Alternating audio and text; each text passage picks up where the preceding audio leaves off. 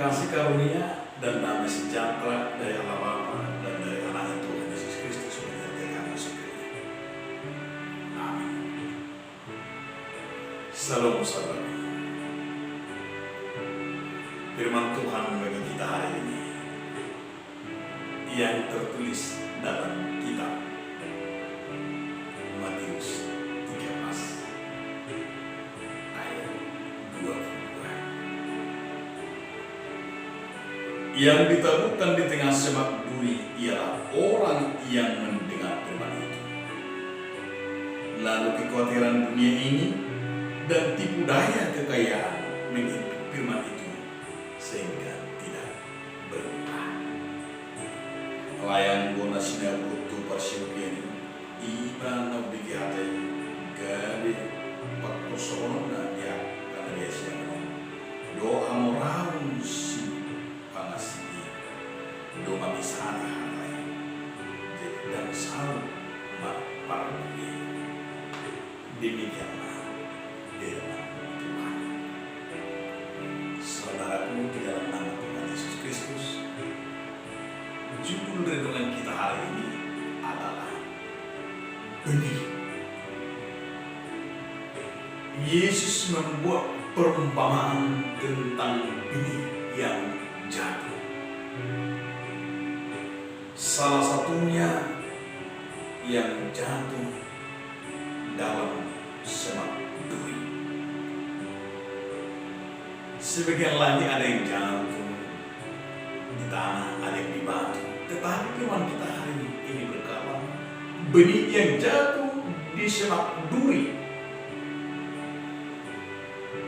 ia tumbuh, tapi makin lama besarlah semak itu dan menghimpinya.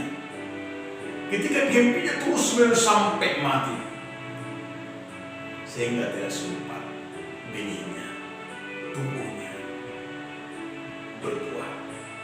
Benih yang jatuh di semak itu memiliki sebenarnya potensi untuk tumbuh, tetapi karena keberadaan tidak terawat dan luput dari perhatian, maka ketika benih itu sedang tumbuh dan semak-semak yang lainnya juga bertumbuh yang hampir terus-menerus setiap hari mengopinya, di saat hampir mau bertumbuh, di saat itu juga benih itu mati dan tidak berbuah. Saudara-saudara, itu yang dinyatakan sebuah perumpamaan hari ini. Firman Tuhan itu seperti diibaratkan benih yang ditaruh ke dalam hati manusia.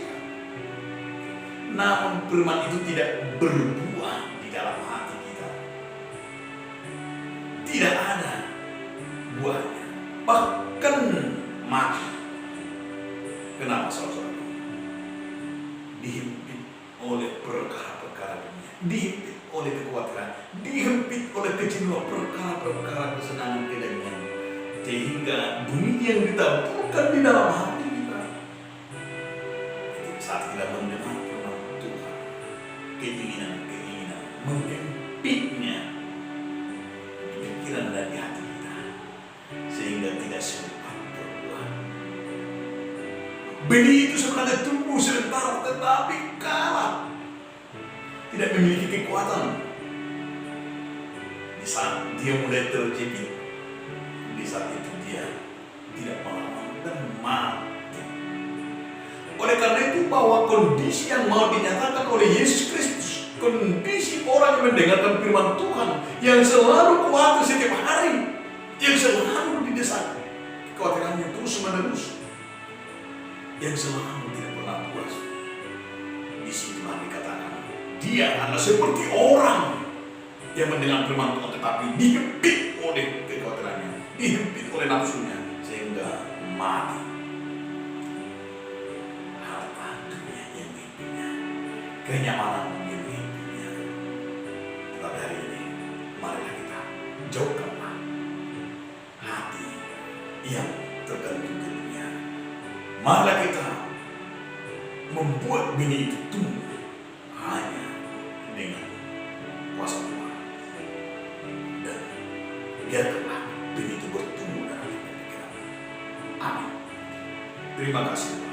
Kami agar benih firman Tuhan tumbuh dan berbuah. Amin.